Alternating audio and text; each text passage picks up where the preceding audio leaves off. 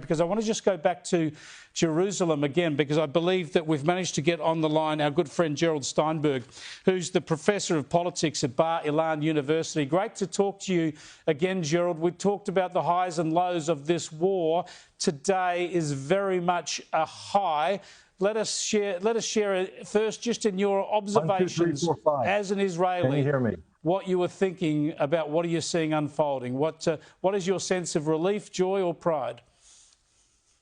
I think there's a lot of tension released, certainly a lot of happiness at this particular moment, but also there's still a great deal of anger. This brings us all back to 2 years ago. It's very important to get the hostages back, the ones that are living, and also to bury, unfortunately, the number that died, that were killed. They didn't die, they were murdered by Hamas. And we started talking about, you said 250 hostages were taken on October 7th, 2 years ago, and held in the most horrible, inhuman, barbaric conditions imaginable. They were sending videos to the families to try to get the families to put pressure to release all these Palestinian terrorists as the price. This is extremely, extremely inhuman in the behavior of Hamas and its many, many supporters. There's going to be more and more anger after the joy. I think we're going to see more anger at what's called the international community. And yes, including the Prime Minister of Australia and some of the leaders who did not do anything that Israelis sought to get the hostages released. Instead, they were busy appeasing what they called protesters, mobs of pro-Palestinian, anti-Israeli, and anti-human people who are doing these terrible attacks in Sydney, in Melbourne, and other places, and around the world. So there's going to be a different kind of Israel. It's going to be Israel as a society is going to be much more cautious, much more skeptical about the international community. But then you compare that to President Trump. You talked about Prime Minister Netanyahu and the heads of the Israeli government, along with Trump's people who helped negotiate this release that's taking place. Steve Witkoff, in particular, who was very active in all of this, and also Jared Kushner, and they're waiting to receive President Trump. President Trump made this possible. The Israelis are exhausted. Hamas has been defeated, but you needed President Trump, not these international leaders, whether Keir Starmer or Albanese or others, making all these statements about a Palestinian state, which are ridiculous. But you needed President Trump to say, this is the deal. We're going to do it. We're going to get these people released. That's real statesmanship. That's real acting as a human being towards other human beings. And what we see on our screens, all the Israelis celebrating the fact that these hostages who've been basically tortured for 2 years, for over 700 days, President Trump does get very much a vote of thanks from the Israeli people for this. And there are signs welcoming him into Israel. Donald Trump is due to arrive in Israel in the next few minutes. We'll bring that to you live. But there are signs, there are billboards, there are chants and there are placards praising Donald Trump and welcoming him and thanking him. I'll come back to you on the foreign policy implications in just a moment, Gerald. But I just want to update our viewers. We showed earlier that emotional footage of a hostage mother having FaceTime with one of the hostages who's just about to be freed. We didn't get the Hebrew translation at the time. I've had some kind viewers text me. They're saying that she was saying, "I love you." And she was saying, "I love you a lot." So that makes a lot of sense. And thank you so much for sending in that translation. Gerald Steinberg, the other question I was going to ask you is critically when you look at where to from here.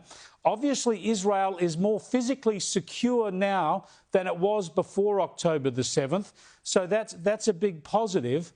But the big unknown is, how do you reconstruct Gaza? How do you put it back in place in a way that will not only be prosperous but peaceful, keeping the Islamist terrorists at bay? Your thoughts? We don't know. There are a lot of plans. There are number of points in Trump's peace plan, 20 points. Most of them relate after the hostages are released, the day after. For instance, disarming Hamas. Hamas still has weapons. They've still been firing rockets at Israel. They assembled 30,000, 40,000 rockets before the war. They have not all been used or destroyed. Who's going to make sure that those are not available to hit Israel? To disarm Hamas from all the terrorist tunnels. Those tunnels, some of them still exist. They have to be located and blown up. Now, we've heard talks about various Arab forces coming in, some sort of international force. Israelis have learned that nobody else cares.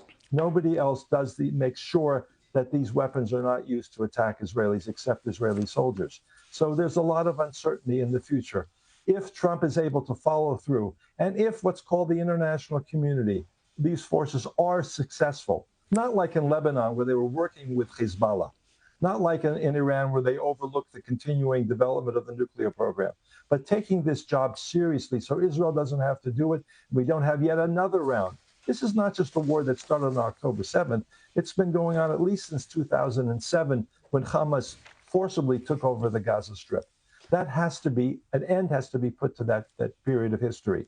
And there's a lot of uncertainty, and the rest of the region has to change. Israel did an amazing job, the Israeli government, the Israeli military in particular. Iran was defeated. Hezbollah is halfway through being disarmed. They were defeated, but the rest of the job has to be done because we know in the history they've gone back and rebuilt their capabilities, not just since 2007, but also going all the way back to 1948 when the first war started to destroy Israel. That's what political leaders have to focus on. How do you tell Palestinian society, you're not going to go back to 1948, you're not going to destroy Israel, whether it's Hamas, whether it's some form of the PLO. We all remember Yasser Arafat, that was his entire life, was destroying Israel. Hamas is another version of that. So the diplomatic effort that has to be made must be sustained, must be serious, must take security seriously. We also need to worry a lot about the reconstruction. It's the United Nations facilities that have been used and stolen by Hamas with the assistance of people within the United Nations. That has to end. Israelis have no faith whatsoever, no trust in United Nations entities. Yeah, there has to be the they have every right as a humanitarian. They have every right to have lost that trust. Gerald, thanks so much for joining us. I appreciate it on this momentous day. Thank you. Gerald Steinberg, who's a professor of politics at Bar Ilan University, joining us live there from Jerusalem.